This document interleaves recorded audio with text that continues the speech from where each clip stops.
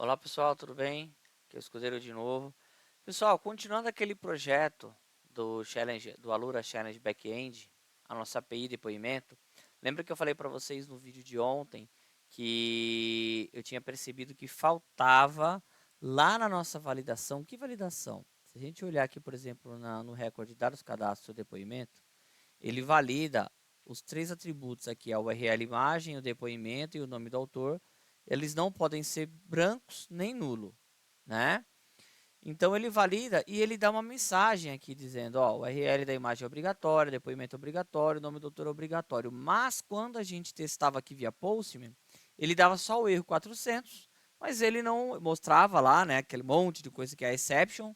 Só que aquilo é meio complicado para a pessoa ver. Nem sempre a pessoa que está utilizando a aplicação, ela tem todo esse conhecimento para saber o que é que erro que de fato deu, né? Então a gente tem que procurar ser o mais claro possível no nosso tratamento de exceção. E aí, para melhorar isso, o que eu fiz? Eu peguei e criei outras duas classes, na verdade uma classe e um record. Eu criei esse pacote exception, tá? Lembrando que estamos utilizando Java, MySQL como banco de dados e Spring Boot, tá? Então eu criei esse pacote exception e dentro eu criei duas classes, dados erro validação e tratador de erros. Na classe tratador de erros, ela é a responsável por tratar toda e qualquer exceção que for aparecendo que nós fomos identificando durante a atualização da nossa aplicação, da nossa API, tá? Por enquanto, nós identificamos dois tipos de exceção, o erro 404 e o erro 400, tá? Sendo que o erro 404 é para quando eu aponto um ID lá, por aonde é que eu aponto um ID na nossa API? Apenas quando eu vou deletar. Quando eu venho aqui no deletar depoimento, eu aponto na URL um ID. Se ele não encontrar esse ID, ele vai dar erro 404. E aí eu quero que ele dê alguma informação para mim, que ele dê algum retorno por conta disso.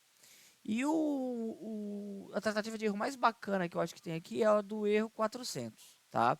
Que eu até nomeei o método aqui para ficar algo mais claro, que é o tratador erro 400 campo obrigatório. Por quê? Porque eu quero que apareça para o usuário não aquela query gigantesca, aquele texto gigantesco. Eu quero que apareça para ele as mensagens daqui, ó. O nome do campo e essa mensagem. Apenas, sucinto, direto, para o cara entender onde que está o problema, tá?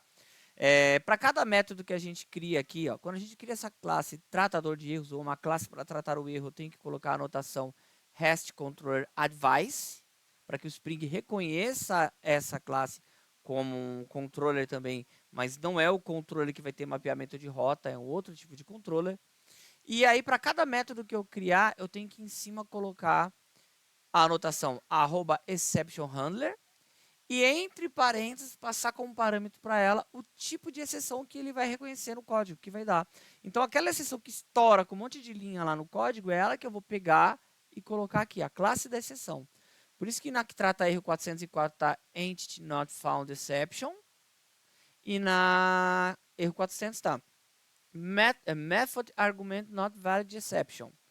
Então um argumento que não foi válido, né? Vamos testar isso na prática? Eu já estou com a aplicação rodando aqui, tá? Ah, tem só um complemento. Aqui é a classe tratador de erro, mas aqui no meio desse tratamento da classe 400, porque o de cima aqui é mais simples, eu estou só retornando um response entity com o método not found e o build para construir. Aqui embaixo, eu estou instanciando um objeto do tipo erro e colocando nele a exceção que deu. Então, estou capturando a exceção que deu lá no meu código. Para isso, aqui na classe, no método tratador erro 400 campo obrigatório, eu passei como parâmetro a exceção. Então, estou pegando essa exceção, guardando o getFieldErrors dela dentro do objeto erros, e depois eu estou retornando através do response entity o status body request, e dentro do body dele, eu vou passar o meu objeto erros, fazendo um string, um map, dados, erro, validação, new instanciando esse objeto dados, erro, validação e organizando ele como uma lista. E esse dados erro validação é um outro recorde que eu cadastrei. Ele está até mostrando ali para mim, ó, public record dados erro validação, tá? Esse recorde aqui é esse cara aqui, que eu criei apenas para ele receber o campo e a mensagem que ele vai passar. E aí eu tenho um método com o mesmo nome, dados erro validação, que recebe o erro. E aí com esse erro, ele pega aqui o método getField e depois ele pega o getDefaultMessage. Ou seja, ele vai substituir o campo pelo erro getField e vai substituir o mensagem pelo getDefaultMessage. E ele vai retornar isso para mim, o campo e a mensagem que deu erro. Vamos ver isso aqui na prática?